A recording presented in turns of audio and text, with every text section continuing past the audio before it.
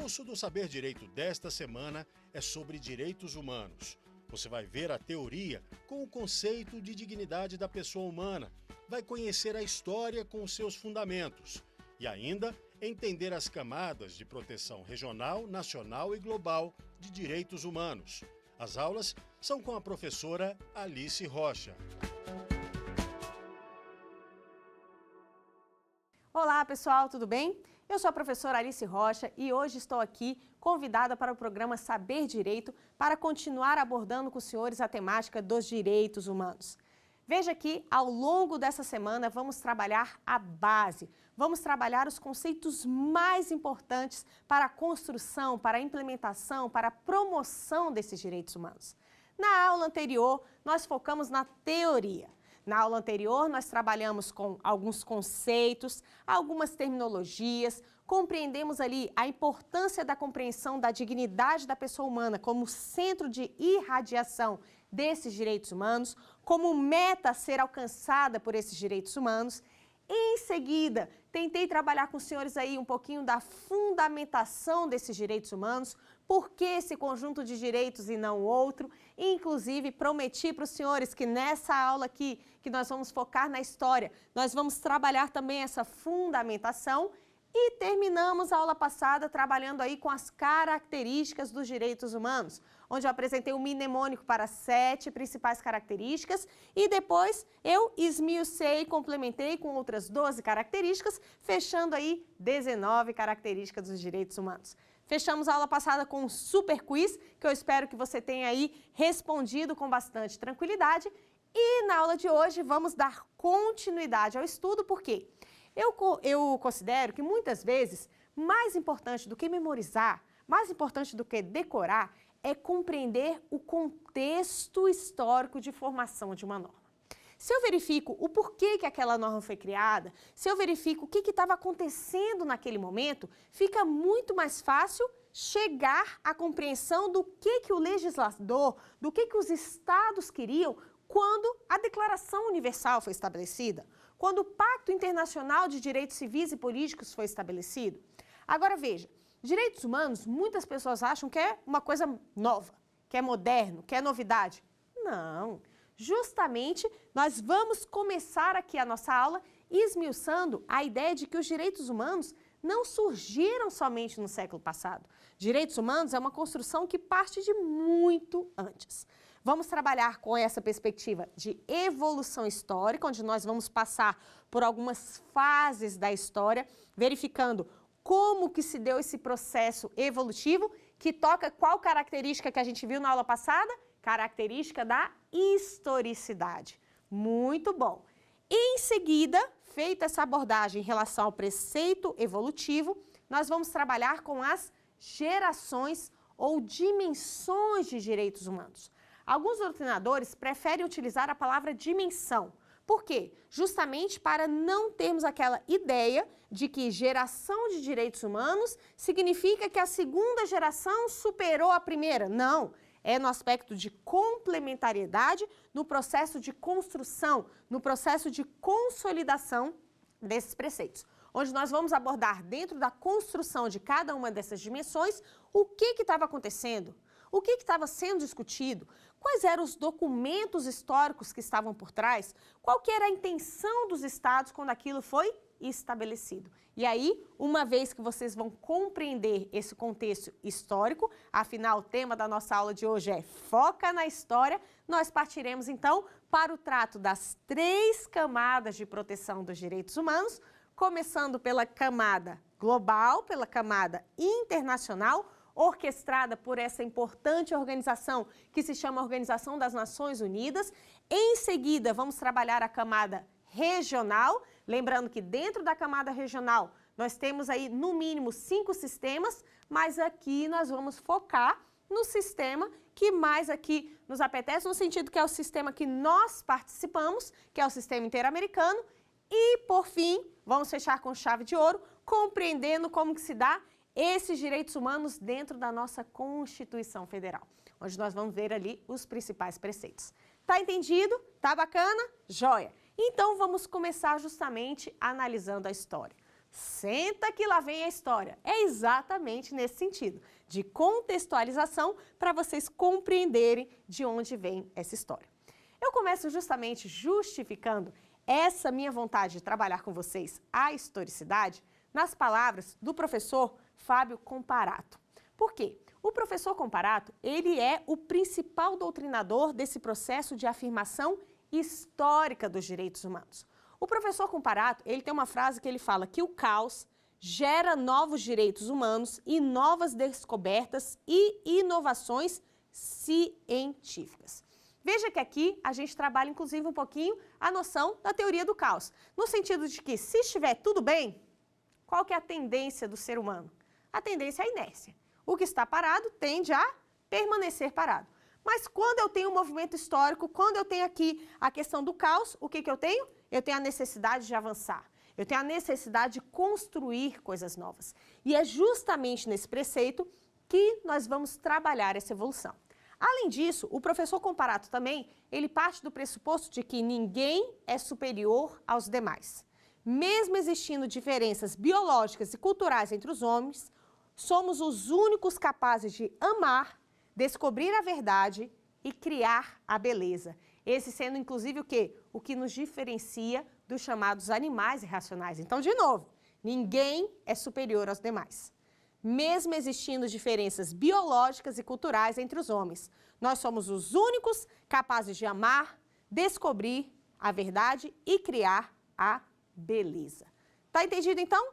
Partindo desse pressuposto e partindo dessa compreensão que a partir do caos, a partir do movimento, a partir das novas necessidades, a partir da demanda social, a coisa vai evoluindo, eu chamo os senhores a verificarem a existência desses preceitos dos direitos humanos desde o chamado período axial. Olha como nós vamos voltar no tempo aqui. Período axial, ele se desenvolve no século 8 a.C.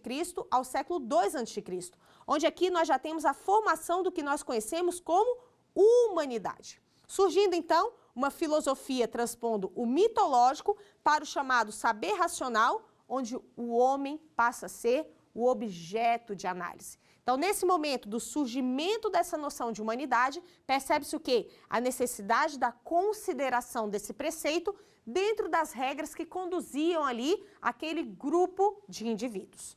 Em seguida, chegamos ali na época do Reino de Davi, da democracia ateniense e da República Romana, onde aqui nós começamos a trabalhar mecanismos de limitação do poder político. Veja que limitar o poder político é algo muito mais antigo do que se pensa.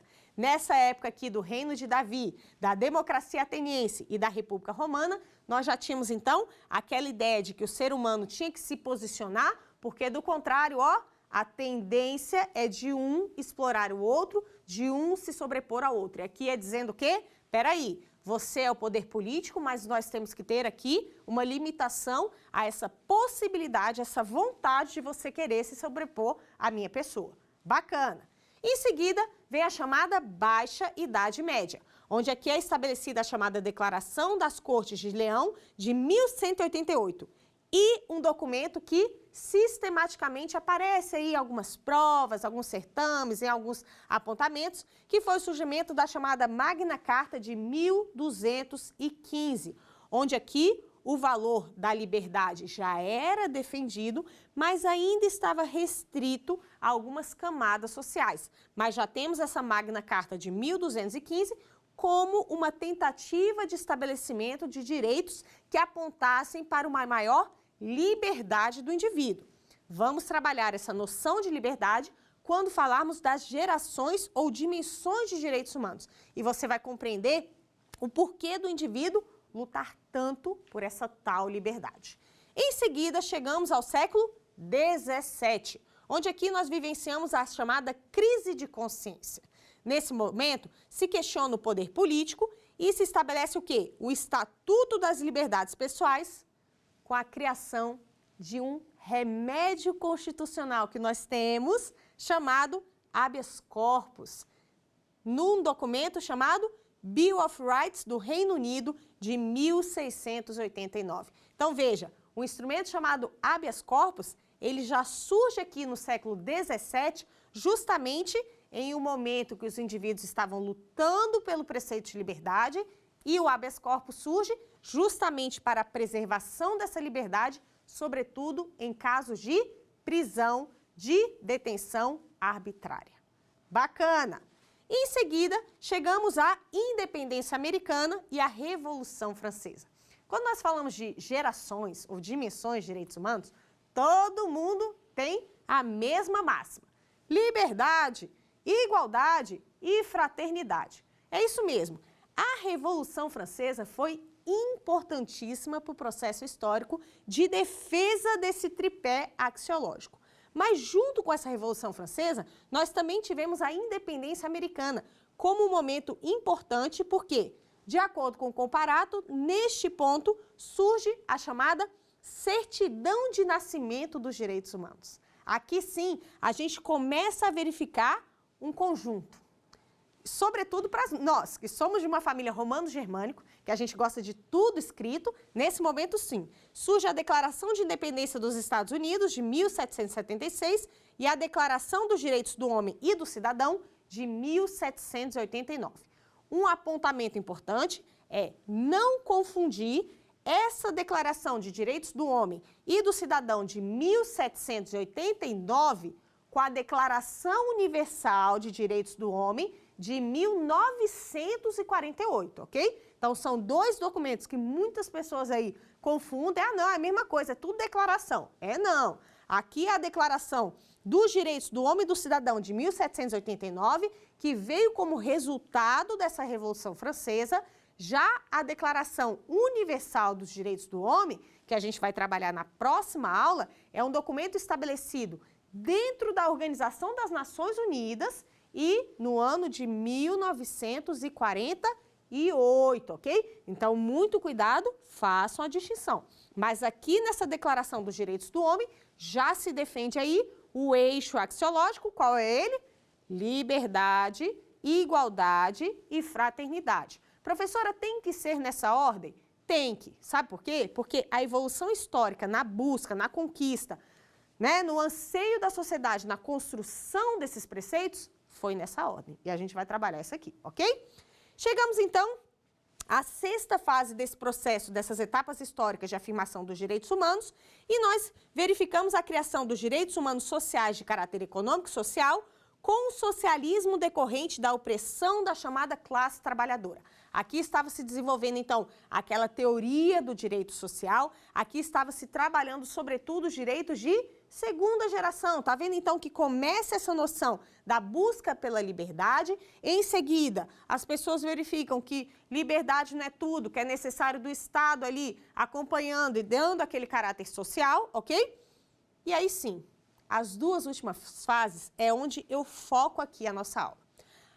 A sétima fase, todo esse material aqui eu vou disponibilizar para os senhores, tá? Então, os senhores podem aí assistir a nossa aula juntamente com esse material de apoio e acompanhando aqui, ok? Porque a sétima fase do processo de afirmação histórica foi justamente a chamada primeira fase da internacionalização dos direitos humanos, que se deu do início do século XIX até o fim da Segunda Guerra Mundial, onde nessa primeira fase do processo de internacionalização dos direitos humanos, o foco maior era o direito humanitário.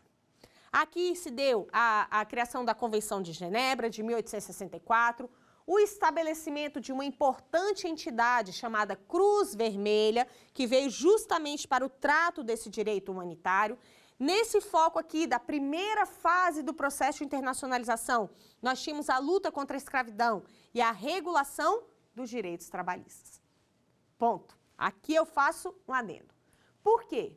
Veja, início do século passado. Acompanha comigo? Início do século passado, nós estamos ali em um momento de conflito. Veja que o direito internacional, quando ele surge, a primeira coisa que eles buscaram trabalhar no direito internacional era a noção de quê? Guerra e paz. O que tinha que ser evitado no direito internacional era o quê? Que os estados entrassem em guerra. Vamos evitar guerra por quê? Porque a guerra é que destrói tudo. Então, esse foi o primeiro apontamento. Inclusive, quando o direito internacional foi estabelecido na evolução histórica do direito internacional, o primeiro foco era esse, guerra e paz. Da mesma forma, os direitos humanos surgem dentro dessa perspectiva do conflito na noção do direito humanitário. Já ouviu falar das 3 vertentes dos direitos humanos? A primeira vertente é o direito humanitário. A segunda vertente é os direitos humanos e a terceira vertente, o direito dos refugiados. Por quê? Porque parte da doutrina considera que são 3 ramos diferentes. Nós consideramos que é tudo junto e misturado, por quê? Pelo contexto de indivisibilidade dos direitos humanos. Mas, efetivamente, no início do século passado, o direito humanitário era o que mandava. Por quê? Porque ali eu tinha um conflito entre os estados, ali eu tinha que avisar para os estados que existia um mínimo a ser assegurado, mesmo dentro do contexto do conflito, ok? Porque as pessoas costumam achar que em situação de guerra, vale tudo, vale não. Vale não, sabe por quê? Porque a guerra termina. E quando essa guerra terminar, porque vai terminar, tá? Às vezes você está dentro de um conflito e você fala, meu Deus, não acaba nunca, acaba. E no dia que esse conflito acabar, sabe o que acontece? A responsabilização dos estados. Só que qual que é o ponto? O estado que perde uma guerra, é claro que é o estado responsabilizado. É por isso que eles lutam tanto para não perder. Mas veja, dentro desse contexto, dentro daquele sistema bélico, dentro daquele contexto de pressão, eu preciso avisar, oi, somos todos seres humanos. E aqui tem uma condição mínima. Tem uma condição mínima de trato com o prisioneiro. Tem uma condição mínima, sobretudo, de trato com a população civil, que muitas vezes não tem nem tempo de sair. Aquela população civil que fica ali, que a guerra começa, né? Às vezes você não sabe quanto tempo vai durar, às vezes a pessoa fala assim, não vou sair da minha casa, por quê? Porque daqui a pouco acaba. E não acaba. E passa 1 ano, e passa 2 anos, e passam 3 anos, e a guerra não acaba. Como trabalhar com aquela população civil? O direito humanitário vem para isso. A importância, pessoal, do trabalho da Cruz Vermelha. E a Cruz Vermelha é uma entidade tão importante nesse contexto internacional que a Cruz Vermelha foi dada uma personalidade jurídica. Uma personalidade jurídica para ela poder atuar em nome próprio. Para ela poder ter o quê? Uma bandeira branca para entrar nessa área de conflito. Para ela se posicionar de forma imparcial. Para ela poder chegar com o quê? Com ajuda humanitária. Isso nós estávamos aonde? No início do século passado. E veja, mesmo com todo esse cuidado, a Primeira Guerra estoura. A Primeira Guerra foi um horror. A Primeira Guerra foi perdas, foram mortes, foi destruição, foi um horror. Com o fim da Primeira Guerra Mundial, toda guerra termina com um acordo de paz. Um acordo de paz foi estabelecido com o fim da Primeira Guerra Mundial. Qual que era o nome desse acordo de paz? Tratado de Versalhes. Esse tratado é estabelecido com o fim da Primeira Guerra Mundial e, dentre as partes desse tratado, existia a previsão da criação de uma Organização Internacional do Trabalho, OIT. A OIT era a parte 8 do Tratado de Versalhes. E por que eles tentaram criar uma Organização Internacional do Trabalho, professora? Justamente, mais uma vez, para estabelecer os preceitos mínimos, o mínimo que deveria ser garantido dentro das relações de trabalho. Sabe por quê? A natureza humana é uma natureza de exploração. Eu brinco, eu falo que é uma natureza Pac-Man, é aquela natureza que você vai um engolindo o outro. E justamente eu preciso estabelecer o quê? Um mínimo. Por quê? Porque do contrário, eu vou deixar a minha natureza humana seguir. E vem a Organização Internacional do Trabalho em 1919. E esse Tratado de Versalhes, pessoal, ele previa a criação de uma outra organização que você provavelmente já ouviu falar, chamada Liga das Nações. A Liga das Nações era o plano de fundo da OIT. Só que sabe o que aconteceu? A Liga das Nações nunca chegou a ser estabelecida. Por quê? Porque faltou o apoio dos Estados Unidos, mas eles acharam por bem a manutenção da OIT. Então, veja, das organizações existentes hoje, a OIT é a mais antiga. Por quê? Porque a OIT ela surge antes da ONU. A OIT surge em 1919, justamente como o quê? Como um resquício dessa racionalidade de um mínimo a ser assegurado. Ótimo, então foi criada a OIT, foram estabelecidos padrões mínimos. Foi suficiente para evitar a Segunda Guerra Mundial? Não foi. Estoura uma Segunda Guerra Mundial, muito pior do que a primeira. A OIT se manteve ali.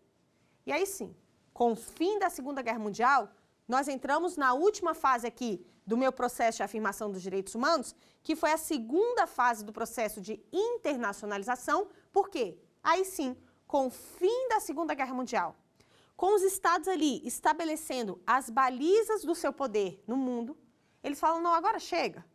Vamos retomar o aqui, vamos retomar aquilo que a gente já tinha construído lá na Liga das Nações e vamos construir uma nova organização?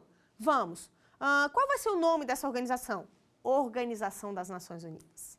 Surge a Organização das Nações Unidas em 1945 e ali, pós-1945, eles atribuem o maior valor à vida, o maior valor à dignidade, uma afirmação desses direitos individuais, mas também dos direitos civis, políticos, econômicos, sociais. E nesse ponto, sim, com o fim da Segunda Guerra Mundial e o estabelecimento da ONU, como organização voltada para a manutenção da paz e segurança internacional, eles falam, vamos sedimentar um mínimo de dignidade que tem que ser adquirido.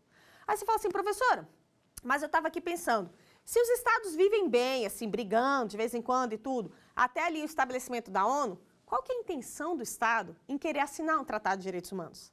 Qual que é a intenção do Estado em querer proteger uma Convenção de Direitos Humanos? Pessoal, os Estados vivem em uma sociedade internacional.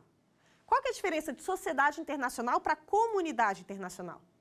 No aspecto de comunidade internacional, a relação entre esses entes se daria de forma espontânea, natural, mas em uma sociedade internacional não. Em uma sociedade internacional, os Estados têm a noção da questão da suportabilidade. O que é suportabilidade? Eu entendo que eu não posso viver sozinho nesse contexto internacional, então eu tenho que o quê? Eu tenho que viver em sociedade, eu tenho que viver junto, eu tenho que assumir a minha interdependência e, com isso, eles estabelecem esses padrões mínimos que devem ser assegurados. Porque, veja, Estado, pessoal, não tem sentimento. Estado não tem altruísmo. A gente não tem que falar assim, porque esse Estado é bonzinho e esse Estado é malvado. Não. Estado só tem uma coisa chamada interesse. E os dois principais interesses do Estado são proteção dos seus nacionais e desenvolvimento. Ponto. Aí o que você faz? Você constrói esse conjunto de direitos, dizendo para o Estado, olha, esse conjunto de direitos, se todos cumprirem, isso vai trazer uma maior estabilidade. Isso vai trazer uma maior previsão, inclusive, em relação à atuação do outro. Isso é o que nós chamamos de geopolítica internacional. E os direitos humanos, pessoal, estão intimamente ligados com essa noção de geopolítica. Bacana? Entender, então, essa fase de formação do processo histórico. E justamente com o fim da Segunda Guerra Mundial, com o estabelecimento da Organização das Nações Unidas em 1945, a ONU foi estabelecida com base em 6 órgãos principais. Entre os 6 órgãos principais, nós tivemos o ECOSOC. E o ECOSOC era justamente um órgão que tinha a competência de formar comissões.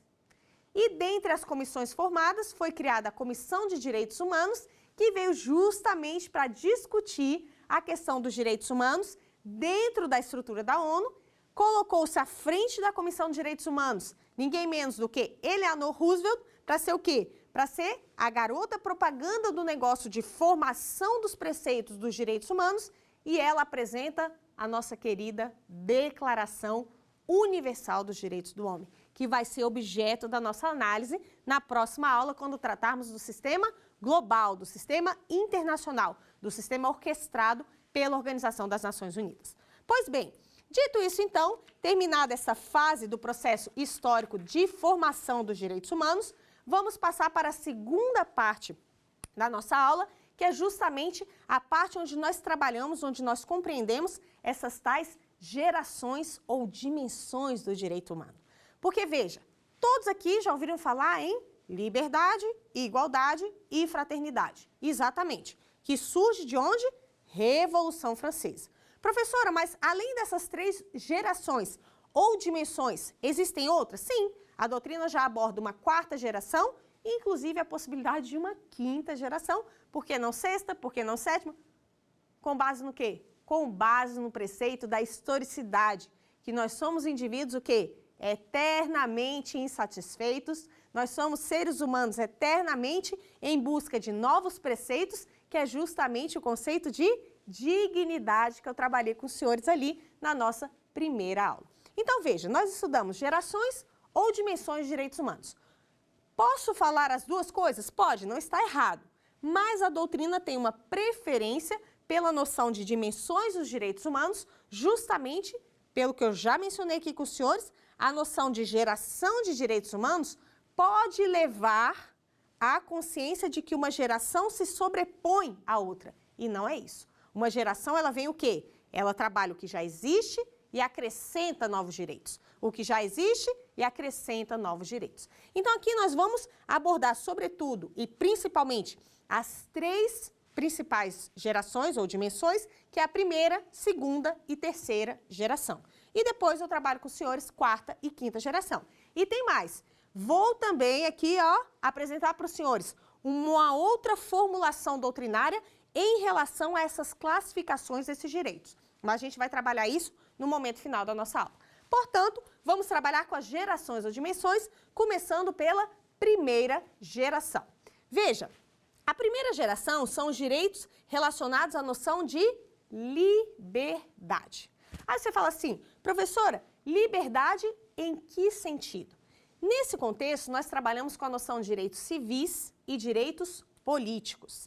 Nesse contexto, nós trabalhamos com as chamadas liberdades clássicas.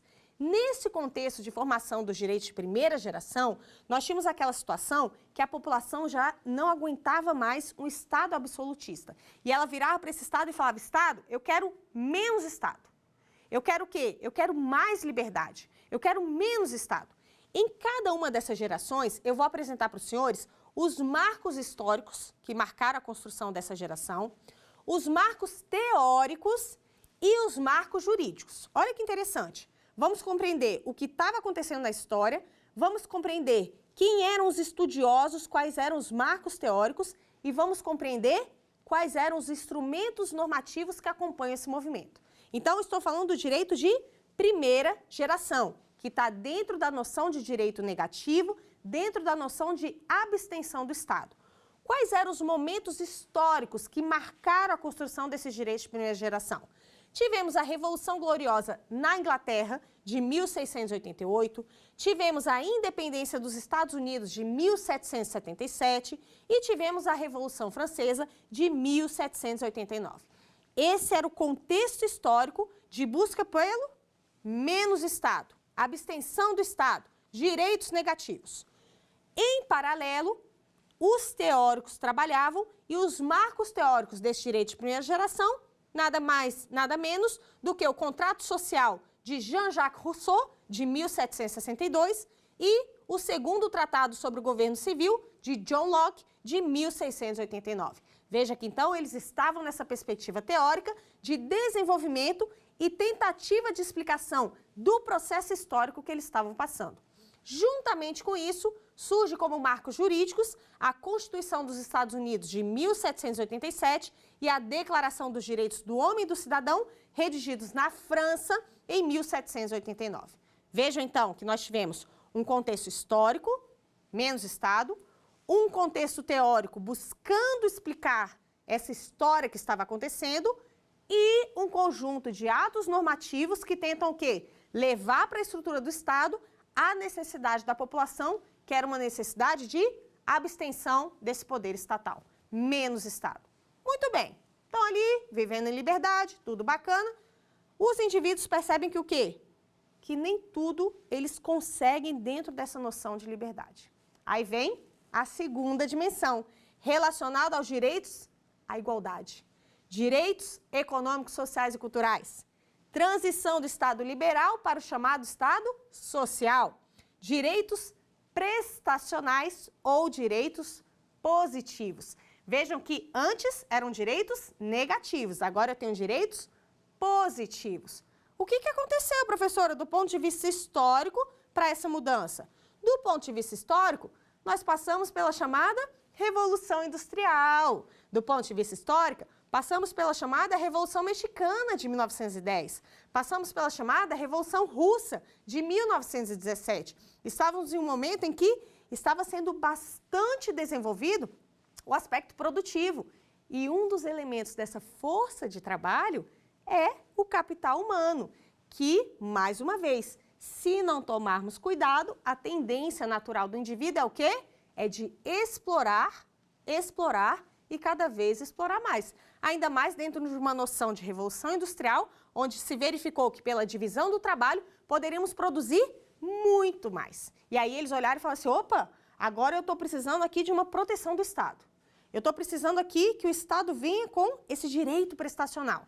Vêm os marcos teóricos da encíclica Rerum Novarum do Papa Leão XIII de 1891 e o Manifesto do Partido Comunista de Karl Marx e Friedrich Engels de 1948, onde aqui começa a se discutir essa parte social, essa parte da consideração do indivíduo, essa maior humanização dentro dessas relações produtivas.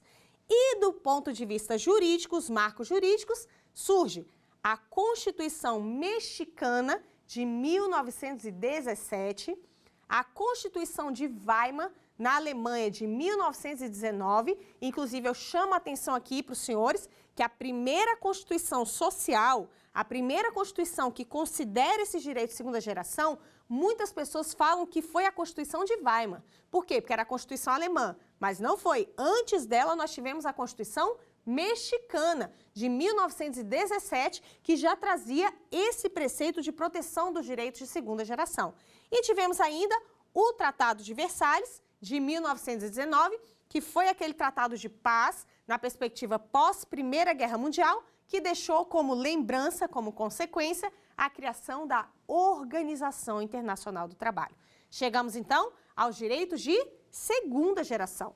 Então, só retomando, primeira geração é a noção de liberdade, segunda geração, a noção de igualdade, dentro dessa perspectiva da compreensão dos indivíduos que sem o Estado, que na abstenção do Estado, eles não conseguem se proteger a 100%.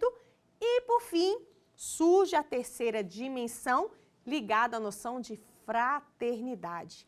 Veja que esses direitos de fraternidade, eles estão relacionados ao direito ao meio ambiente, ao direito ao progresso, à paz, à autodeterminação dos povos e outros direitos difusos e coletivos. São direitos relacionados não à defesa de um direito seu, não à defesa de um direito meu, mas um direito que é nosso. Essa noção de fraternidade, ela aparece justamente dentro da contextualização do fim da Segunda Guerra Mundial, dentro da contextualização da criação da Organização das Nações Unidas em 1945, os marcos teóricos ainda estão se desenvolvendo.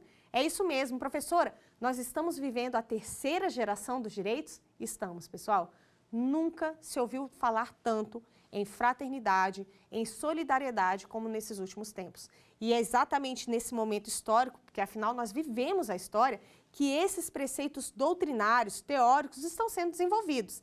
Então, nesse ponto, nós temos, inclusive, alguns marcos jurídicos que já surgiram, como a Declaração Universal dos Direitos do Homem, que, como os senhores bem sabem, foi um marco nesse processo de internacionalização, mas outros marcos jurídicos surgirão, por quê? Porque estamos em pleno momento de desenvolvimento dessa dimensão de direitos.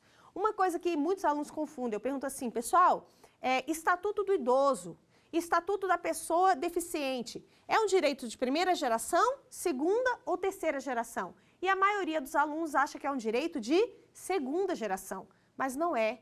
Direito relacionado a idosos, direitos relacionados a deficientes, direitos relacionados à vulnerabilidade de alguns grupos, está ligado à noção de fraternidade, no sentido de que hoje eles são idosos, amanhã sou eu. No sentido de que eu tenho que pegar essa pessoa deficiente e prover a ela acessibilidade para que ela tenha uma inserção dentro da comunidade, que ela venha da forma que ela é, e eu é que vou tornar o acesso dela possível. Essa é a noção de fraternidade, é disso que estamos falando, e é nisso que, eu não sei vocês, mas a gente tem a impressão que nunca se falou tanto nessa noção de fraternidade. Para que vocês não se esqueçam, eu tenho uma historinha que eu sempre falo com os alunos para trabalhar essa noção dos direitos de primeira, segunda e terceira geração e justamente para demonstrar para os senhores essa proximidade, né? A vida sendo um reflexo da história, nós trabalhamos essa noção das 3 fases dos direitos dentro da perspectiva humana. Porque, veja, o jovem, quando ele está ali, adolescente, chegando ali a uma fase onde ele quer se autoafirmar, o que ele fala para os pais? Mãe, pai, eu não quero a opressão dos pais. Eu quero menos pai. Eu quero poder sair, eu quero poder me divertir, eu quero poder fazer o que eu quiser. Eu não quero ter que dar contas de que horas eu cheguei, do que eu fiz, com quem que eu entrei. O que é isso? Direito de primeira geração. É o jovem, então, eu quero menos pai, eu quero menos controle. Muito bem, os pais concedem a esse indivíduo a sua liberdade. O indivíduo sai de casa e aí começa o quê? A ter que pagar o aluguel, a ter que pagar o telefone, a ter que pagar as contas. E aí ele percebe que o quê? Que viver lá na casa do pai, mesmo dentro daquele cenário opressor, não era tão ruim assim. E aí vem a segunda geração de direitos, onde ele liga e fala assim, então pai, eu estou aqui com uma conta um pouco atrasada, poderia me auxiliar aqui, me dando um auxílio? Eu posso continuar aí no plano de saúde? Direitos de segunda geração, direitos prestacionais. Muito bem. E este filho se casa. E logo na primeira gestação nascem os gêmeos. Na hora que nascem os gêmeos, o que o filho faz? Liga lá para o pai e fala assim, pai, então, sabe o que é? Eu e a fulana aqui, a gente queria dar uma saída para dar, né, uma refrescada e eu queria um apoio aqui em relação aos gêmeos. A família poderia ficar com gêmeos hoje para a gente dividir aqui o trabalho? Ótimo, ficamos. Por quê? Porque é do interesse de toda a família que esse casamento se mantenha, que vocês continuem felizes e vamos todos trabalhar juntos nessa noção de fraternidade. Tá vendo como muitas vezes as gerações são acompanhadas também pelo trato social? E aí, professora, termina por aí? Não. A doutrina ainda apresenta uma 4ª e uma 5ª geração. A 4ª geração relacionado a direitos que não se encaixam nem na primeira, nem na segunda, nem na terceira. Como, por exemplo, o progresso tecnológico, o biodireito. Nunca se falou tanto na questão da proteção de dados. Afinal, o que eles vão fazer com esses meus dados?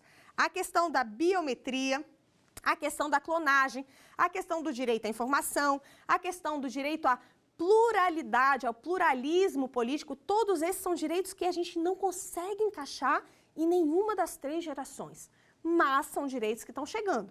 E é necessário o quê? Que nós possamos nos preparar para o desenvolvimento desses direitos. Por quê? Porque ainda não sabemos como lidar, por exemplo, com esse gigante chamado internet. Não sabemos como lidar com esse processo de segurança de dados, mas estamos trabalhando no sentido de considerar que isso é sim o quê? Um direito fundamental, que o Estado deve assegurar a proteção desses dados. E isso é matéria muito séria. E os direitos de 5ª geração, que dentro da doutrina de Paulo Bonavides, ele considera que, nesse momento da 5ª geração, haverá uma retomada da noção de que a paz deve ser protegida. Uma impressão que nós temos, enquanto teóricos, enquanto doutrinadores, no estudo dessas gerações, é que a história é feita de ciclos. Então, acompanha comigo. A primeira geração de direitos vem justamente numa perspectiva menos Estado. Passamos ali por um fenômeno de guerra e nasce a segunda geração, que é justamente a noção de que esses direitos como garantidores da paz. Chegamos à noção de fraternidade. Bacana, vamos trabalhar todos juntos, a noção de direitos difusos, não é meu, não é seu, é nosso, ótimo. 4ª geração, alguns direitos que nós não sabemos como lidar, direito à informação, biodireito, o que fazer. E a 5ª geração será o quê? Uma retomada da importância desse processo de paz. E fica aquela questão, aquele ponto de interrogação. Será que para o professor Paulo Bonavides estamos talvez revendo a possibilidade de uma guerra? De um próximo conflito que, mais uma vez, voltando na teoria de comparato, dentro da noção de caos, será que será necessário um novo conflito, um novo caos para a transformação desse processo e a retomada desses direitos? Enfim, aqui fica a perspectiva prospectiva aí para os senhores refletirem. Veja que aqui é o clássico da doutrina. A doutrina apresenta essas gerações, a doutrina apresenta dessa forma. mas eu prometi para os senhores que eu iria acrescentar aqui também a vertente de um outro doutrinador, que é o professor André de Carvalho Ramos, que apresenta também essa noção da divisão desses direitos em 4 grupos. O professor André de Carvalho Ramos, ele fala em um direito pretensão, relacionado à noção de que confere ao titular o direito a uma prestação positiva do Estado, então é chamado direito pretensão, como, por exemplo, o direito à previdência, o direito à segurança, o direito à assistência. Em seguida, o professor André fala do direito liberdade, que consiste na garantia de não interferência do Estado nessa sua esfera privada, por exemplo, o direito à sua liberdade de crença religiosa. Fala-se ainda na noção de direito poder, relacionado ao direito de se exigir a sujeição do Estado ou de outra pessoa para que determinada garantia seja observada. E aqui, como exemplo, nós temos a questão da defesa do direito à propriedade, que é um direito que você vai ter que defender, independente do quê? Do interesse social. Eu posso ter uma consideração, mas não pode ter uma retirada arbitrária. E o quinto, o chamado direito à imunidade, que consiste na garantia, no impedimento do processo de arbitrariedade do Estado. Como exemplo, nós temos o quê? As possibilidades de prisão, que são bastante restritas. Tem que sempre ter o quê? Uma ordem judicial, salvo algumas exceções previstas na Constituição. Bacana? Chegamos aqui ao fim da nossa aula. Aula em que trabalhamos as etapas do processo de afirmação histórico, aula em que trabalhamos as categorias das dimensões ou gerações de direitos humanos e aula em que eu passei para os senhores essa contextualização. Porque, afinal, às vezes, melhor do que decorar é compreender de onde vem.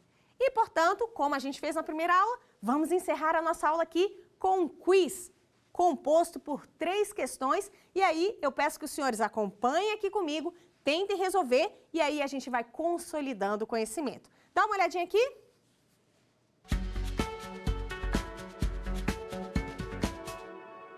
Primeira questão. O processo de internacionalização dos direitos humanos no cenário global se deu a partir da Revolução Francesa, Revolução Americana, Primeira Guerra Mundial ou Segunda Guerra Mundial? Aqui, pessoal, nós acabamos de ter essa aula. E aqui eu acho que você não terá maiores dificuldades em considerar que o processo de internacionalização dos direitos humanos, efetivamente, ele se dá a partir do quê? Resposta? Letra D de dado, Segunda Guerra Mundial. Foi justamente a partir da Segunda Guerra Mundial que os Estados estabelecem a Organização das Nações Unidas e a necessidade desse processo de internacionalização. Bacana? Respondida, primeira questão tranquila. Vamos para a segunda questão? Vem comigo, então. Segunda questão. Na evolução dos direitos humanos, costumam-se classificar, geralmente, as gerações dos direitos em 3 fases, conforme o processo evolutivo histórico. Assinale a alternativa que representa correta e cronologicamente essa classificação. Alternativa A, fraternidade, igualdade e liberdade. Ah, professora, eu marquei essa porque são os 3 elementos do eixo axiológico. Mas espera aí, o enunciado pede correta e cronologicamente. E como nós passamos aqui, a ordem é o quê? É liberdade, igualdade e fraternidade. Portanto, letra A, eliminada. Letra B, direitos civis, direitos políticos e direitos fundamentais. Opa, direitos fundamentais? Acho que tem um probleminha aqui. Letra C, direitos individuais, direitos coletivos, direitos políticos e civis. Ixi, será que está na ordem correta? E a letra D, direitos civis e políticos, direitos econômicos e sociais e direitos difusos. Opa, será que essa é a alternativa correta? O que você marcaria? Letra A, B, C ou D? Sem maiores dificuldades também. Tenho certeza que você marcou aí com a resposta letra D de dado. Direitos civis e políticos, como direitos de primeira geração, direitos econômicos e sociais, como direitos de segunda geração, e os chamados direitos difusos, ou direitos relacionados à noção de fraternidade, como direitos de terceira geração. Tá vendo como não tem segredo? Aqui tem compreensão do contexto de construção e afirmação. Vamos à terceira questão, então. Vem comigo. Sobre o aspecto evolutivo dos direitos humanos, assinale a alternativa correta. Veja que essa é uma questão um pouquinho mais complexa, justamente no sentido de que eu tento trabalhar com os senhores aqui níveis diferenciados de questões. Vamos dar uma olhadinha aqui? Alternativa A. Os direitos de terceira dimensão são direitos transindividuais, que extrapolam os interesses do indivíduo, focados na proteção do gênero humano. Letra B. Os direitos humanos de primeira dimensão buscam o respeito às liberdades individuais e têm como base histórica a Magna Carta de 1215 e o Tratado de Versalhes. Letra C. Os direitos humanos de segunda dimensão tratam dos direitos sociais, culturais e econômicos, bem como dos direitos coletivos, sendo a Constituição de Weimar a primeira carta política a reconhecê-los. E letra D. Alguns doutrinadores já reconhecem a existência da quarta e quinta dimensões de direitos do homem. No primeiro caso, o foco seria o direito ao desenvolvimento e à paz. No segundo caso, os direitos estariam relacionados ao meio ambiente. E aí, você marcou a alternativa A, B, C ou D? Veja que essa é uma questão que retoma vários pontos que a gente trabalhou aqui na nossa aula. Vamos ver tópico por tópico e aí a gente chega na alternativa correta? Dá uma olhadinha aqui comigo, então. Ó. A primeira alternativa. Os direitos de terceira dimensão são direitos transindividuais. O que é um direito transindividual? Aquele que extrapola os interesses do indivíduo, focados na proteção do gênero humano. Essa pode ser uma boa alternativa, mas vamos ver o erro das demais. Letra B. Os direitos humanos de primeira dimensão buscam o respeito às liberdades individuais e têm como base histórica a Magna Carta de 1215 e o Tratado de Versalhes. E aí, qual é o erro dessa questão? É justamente o Tratado de Versalhes. Por quê? O Tratado de Versalhes, eu mostrei para os senhores que foi o quê? Foi um marco jurídico da primeira dimensão, da segunda. Lembra, Tratado de Versalhes, que está ligado com a formação da Organização Internacional do Trabalho. Então, não há de se falar na junção do direito de primeira dimensão com esse Tratado de Versalhes. Então, a alternativa B, eliminada. Letra C. Os direitos humanos de segunda dimensão tratam dos direitos sociais, culturais e econômicos, bem como dos direitos coletivos, sendo a Constituição de Weimar a primeira carta política a reconhecê-los. Opa! Tá vendo aqui o errinho que muitas pessoas cometem? Elas acham que a Constituição de Weimar foi sim a primeira carta a reconhecer esses direitos. E nós aprendemos aqui na nossa aula de hoje que isso não é verdade. A primeira carta que reconhece esses direitos foi a Constituição de onde? Constituição Mexicana, de 1917. A Constituição de Weimar é de 1919. Importante Constituição? Com certeza, mas não a primeira a reconhecer esses direitos. Bacana? Letra D. Alguns doutrinadores já reconhecem a existência da quarta e quinta dimensões de direitos do homem. No primeiro caso, o foco seria o direito ao desenvolvimento e à paz. No segundo caso, os direitos estariam relacionados ao meio ambiente? Ué, professora, meio ambiente não é direito de terceira geração? Exatamente. Portanto, a alternativa incorreta. E qual é o gabarito da questão? Muito bom. Letra A é o gabarito da questão, que prevê que os direitos de terceira dimensão são direitos transindividuais, que extrapolam os interesses do indivíduo, focados na proteção do gênero humano. Isso mesmo, gabarito dessa questão. Tá vendo como não é difícil? E aqui, junto com a nossa aula e junto com o material de apoio, que a professora coloca aí esses principais apontamentos, você terá aí uma revisão dentro do processo de compreensão do caráter evolutivo de afirmação desses direitos humanos. Pessoal, chegamos então ao fim dessa segunda aula. E é uma segunda aula justamente que vem corroborar, que vem sedimentar, que faz o gancho com a nossa primeira aula. Se a nossa primeira aula a gente focou na teoria, nessa segunda aula nós focamos na história, onde eu trabalhei com os senhores aqui a contextualização, começando com uma primeira parte, onde eu demonstrei o aspecto evolutivo de afirmação dos direitos humanos, demonstrando para os senhores que esses direitos nascem muito antes da Segunda Guerra Mundial, já se tinha ali uma pretensão da busca pela proteção desses direitos, mas que somente pós-Segunda Guerra Mundial nós temos a construção desse processo de internacionalização dos direitos humanos que nós tanto trabalhamos e que o Brasil tem o quê? Tem o máximo cuidado dentro dessa perspectiva de observância. Na segunda parte da aula, nós trabalhamos com as gerações ou dimensões de direitos humanos, onde eu disse para os senhores que essa dimensão ela era melhor empregada do que a noção de geração, no sentido de que eu tenho 3, 4, 5 dimensões, mas que uma não anula a anterior. É sempre um processo cumulativo, um processo de fortalecimento, de progressão, de trabalho dentro desse sistema de proteção dos direitos humanos. E terminei a explicação das gerações ou das dimensões de direitos humanos trabalhando com a perspectiva doutrinária do professor André de Carvalho Ramos, que aborda esses direitos relacionados a 4 grupos: direito, pretensão, direito, liberdade, direito, poder e direito, imunidade, que nada mais é do que uma segunda forma de caracterização, de distribuição na consideração desses dispositivos e preceitos fundamentais. Dito isso, fechamos essa primeira parte do nosso programa, onde nós compreendemos essa base. Está vendo que a nossa base está ficando robusta? Uma base teórica, uma base histórica, e aí sim, a partir da próxima aula, nós vamos entrar diretamente na compreensão das 3 camadas de proteção dos direitos humanos.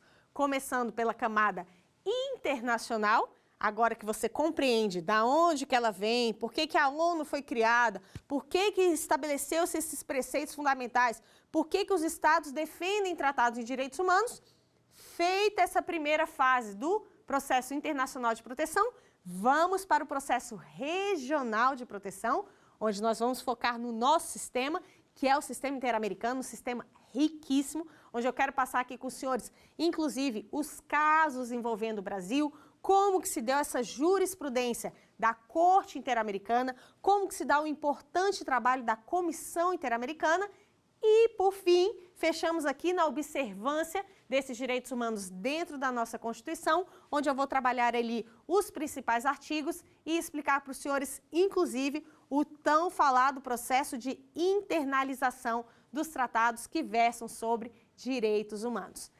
Estão animados? Pois podem ficar, porque vem muita coisa boa por aí. Eu agradeço a oportunidade e até a próxima!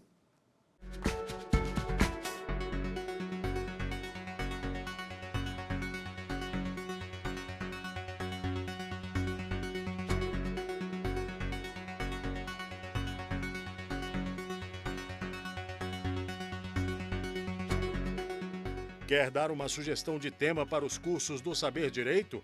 Então mande um e-mail para a gente, saberdireito@stf.jus.br, ou entre em contato por WhatsApp. O número é esse que aparece na tela. Você também pode acompanhar as aulas pela internet. Acesse tvjustiça.jus.br ou nosso canal no YouTube, TV Justiça Oficial.